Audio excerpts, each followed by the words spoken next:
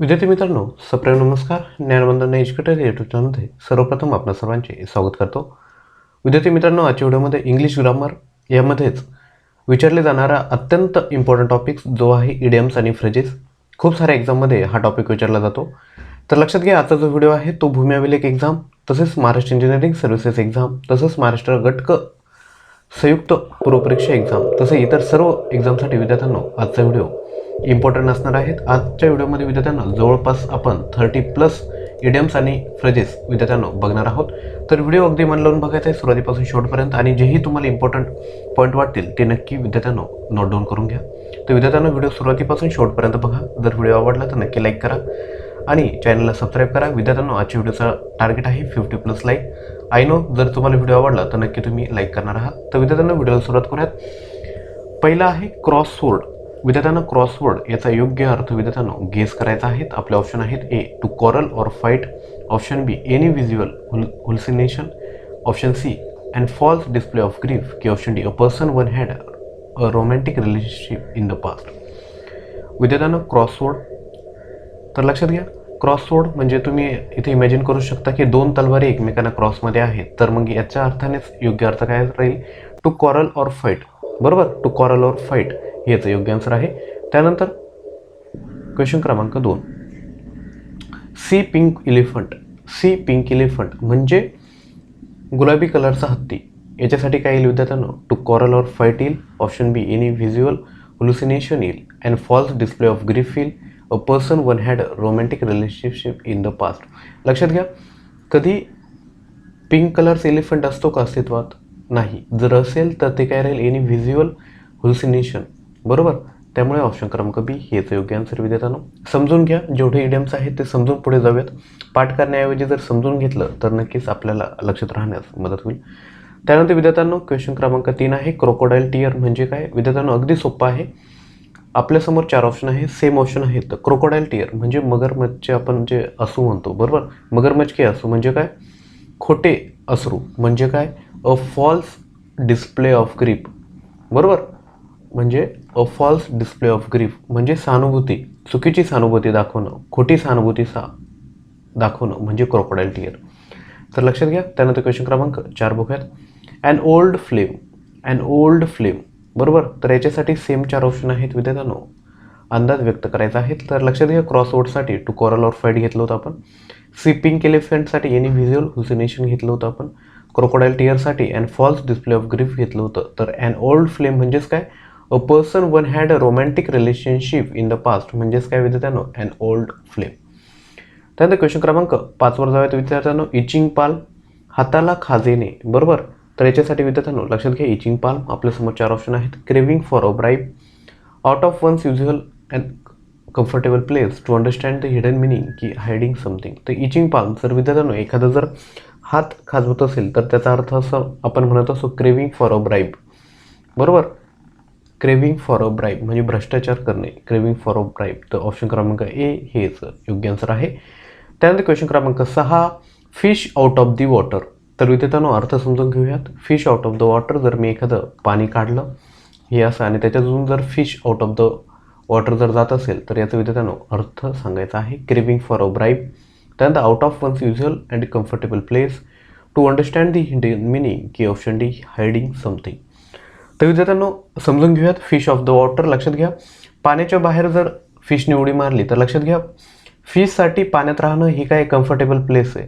पण कम्फर्टेबल प्लेसमधून बाहेर जाणं म्हणजेच काय? Fish out of the water. म्हणजेच काय? ऑप्शन क्रमांक बी योग्य आन्सर आहे. Out of one's usual and comfortable place म्हणजेच fish out of the water. I guess तुम्हाला याचा अर्थ समजला असेल. त्यानंतर क्वेश्चन क्रमांक 7, रिडिंग बिटवीन द लाईन्स. विद्यार्थ्यांना सोपं आहे. Craving for a bribe, out of one's usual and comfortable place, to understand the hidden meaning, की hiding something. Read between the lines म्हणजे काय विद्यार्थ्यांनो? जर 2 लाईन आहे, या 2 मधला जर अर्थ तुम्हाला जर व्यवस्थितरित्या कळत असेल म्हणजेच काय म्हणू शकतो आपण, की एक जो लपलेला अर्थ आहे जो तुम्हाला कळत असेल म्हणजे to understand the hidden meaning हेच योग्य आन्सर आहे. रीड बिटवीन द लाईन्स म्हणजेच काय? की to understand the hidden meaning म्हणजे ऑप्शन क्रमांक सी हेच योग्य आन्सर आहे. त्यानंतर क्वेश्चन क्रमांक 8 कडे जाऊयात. Keep one's card close to one chest म्हणजे जर तुम्ही पत्ते खेळत असाल आणि एक जर कार्ड आहे जे खूप महत्त्वाचं आहे ते जर तुम्ही स्वतःच्या जवळ ठेवलंय म्हणजे चेस्टला जर लावले तर त्या जागी कोणता अर्थ येईल असं आहे विद्यार्थ्यांनो.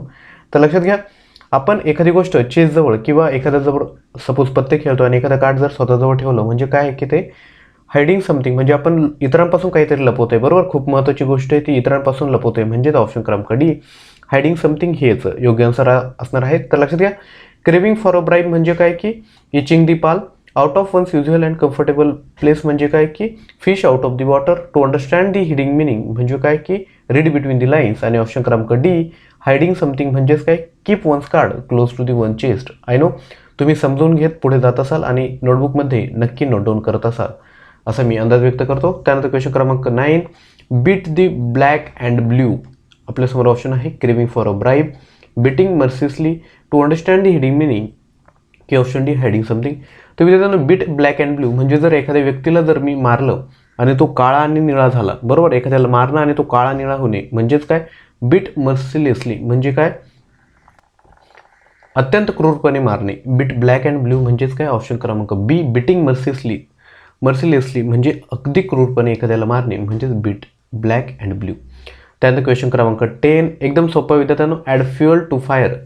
खूप जणांना सवय असते की फायरला भडकवणे म्हणजेच काय. आपल्यासमोर 4 ऑप्शन आहेत, तुम्ही नक्कीच याचा अंदाज व्यक्त करू शकता. म्हणजे दोघांचं भांडण चालू आहे आणि तुम्ही त्या भांडणाला उत्तेजित करतायत म्हणजे काय करताय की तुम्ही एखाद्या फायरमध्ये फ्यूल टाकल्याचा टाईप करताय म्हणजे काय की टू मेक द मॅटर वर्स. ऑप्शन क्रमांक डी हेच योग्य आन्सर आहे.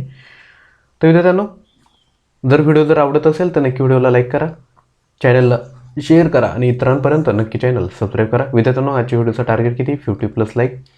तर विद्यार्थ्यांनो, व्हिडिओ बघून झाल्यानंतर नक्की लाईक करा. त्यानंतर विद्यार्थ्यांनो, क्वेश्चन क्रमांक 11 आहे स्मेल अ रॅट. रॅट म्हणजे उंदीर, उंदराचा वास घेणे. याच्यासाठी काय something wrong done, flattering words. Option C first speech की option D selfish friend who are with us only in comfortable situation. लक्षात घ्या विद्यार्थ्यांनो, याला असं तुम्ही लक्षात ठेवू शकतात की एखाद्या गोष्टीचं तुम्ही खूप जवळून निरीक्षण करतायत, बरोबर.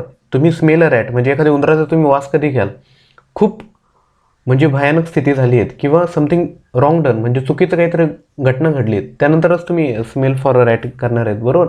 म्हणजे ऑप्शन क्रमांक हे याचं योग्य आन्सर आहे समथिंग रॉंग डन, एखादी चुकीची गोष्ट घडली आहे, बरोबर. आणि तिथं तुम्ही मागोवा घेतायत म्हणजे काय स्मेल अ रॅट म्हणजे ऑप्शन क्रमांक ए हे याचं योग्य आन्सर विद्यार्थ्यांनो. त्यानंतर ऑइली टंग.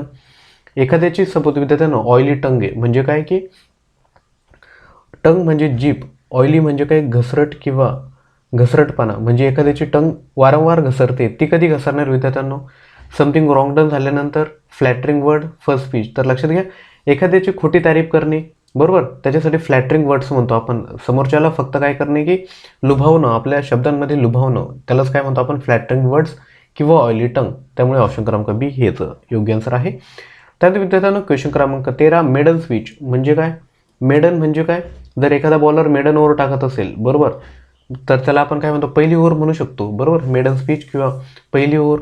तर याच अनुषंगाने काय येईल मेडन स्पीच म्हणजेच काय फर्स्ट स्पीच, पहिलं स्पीच, मेडन स्पीच. ऑप्शन क्रमांक सी हेच योग्य आन्सर आहे. त्यानंतर क्वेश्चन क्रमांक 14 फेअर वेदर फ्रेंड. फेअर म्हणजे काय चांगला, वेदर फ्रेंड चांगल्या काळातील मित्र. मग वाईट काळ आला तर तो राहतो का, नाही. चांगल्या काळात राहणारे मित्र म्हणजे काय की selfish friend who are with us only in comfortable situation. म्हणजे जेव्हा तुमची चांगली परिस्थिती आहे, तुम्ही चांगल्या कंडिशनमध्ये तेव्हा तुमची साथ देणार, परंतु तुमच्यावर वाईट प्रसंगी आला की निघून जाणार.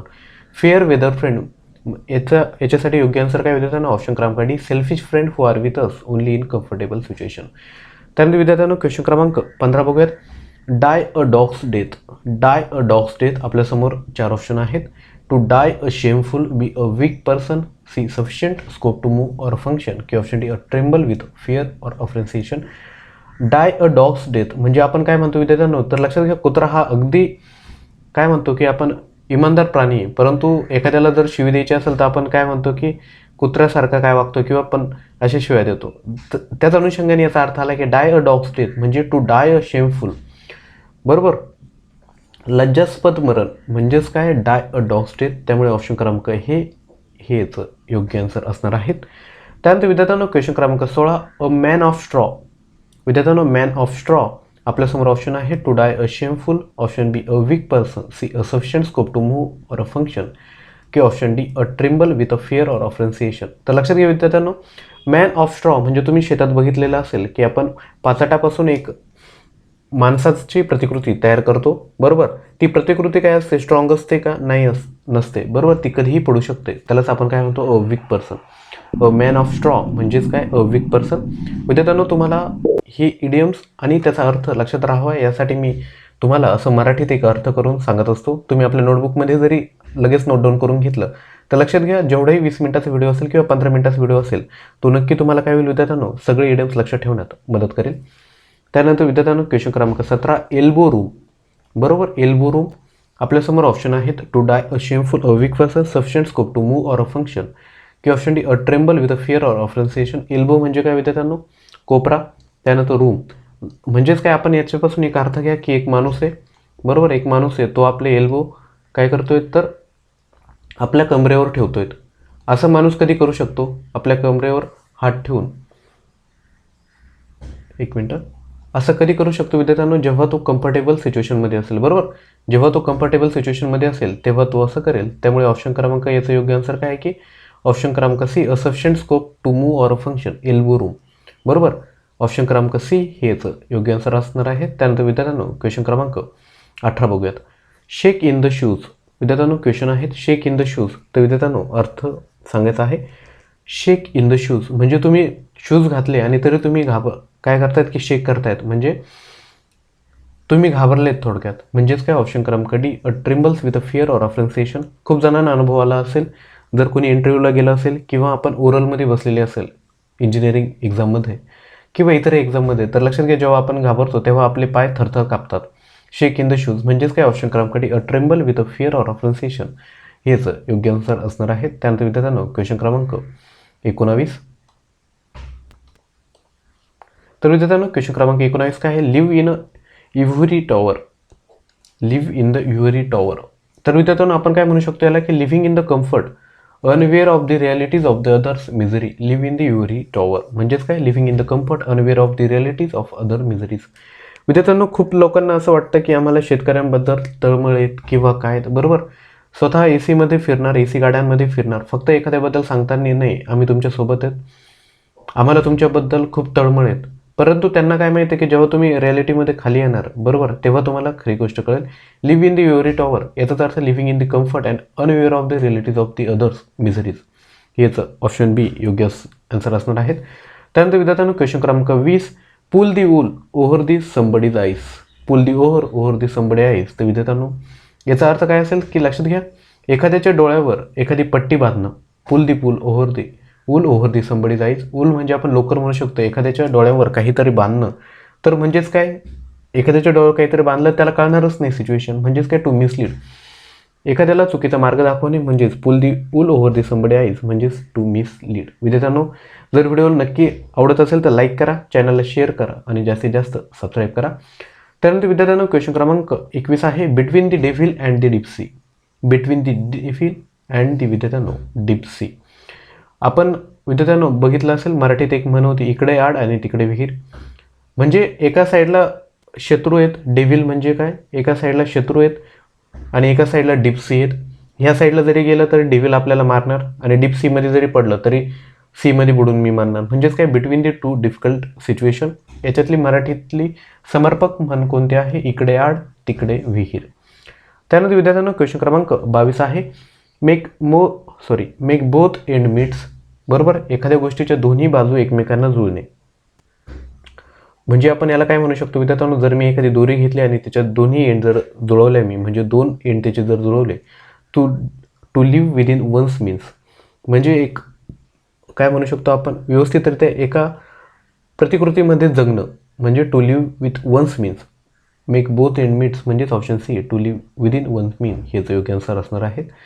किंवा विद्यार्थ्यांनो, जर तुम्हाला इडियमचा अर्थ माहीत नसेल तर तुम्ही बाकीचे ऑप्शन कट करूनही तुम्ही त्याचा अंदाज व्यक्त करू शकतात. त्यानंतर विद्यार्थ्यांनो, क्वेश्चन क्रमांक 23 आहे, an old head on young's shoulder. An old head on a young shoulder म्हणजे आपण काय म्हणू शकतो की त्याचा जो विचार करण्याची जी प्रवृत्ती विद्यार्थ्यांनो ती अगदी मॅच्युअर लोकांसारखी आहेत, परंतु तो यंग आहे. म्हणजे 20 वर्षाचा व्यक्ती असून तो 50 वर्षाच्या व्यक्तीसारखीच जर त्याची बुद्धी असेल तर त्याला आपण काय म्हणू शकतो की a child young person who thinks and talks like an older or experience person. Option क्रमांक ए हे याचं योग्य आन्सर आहे.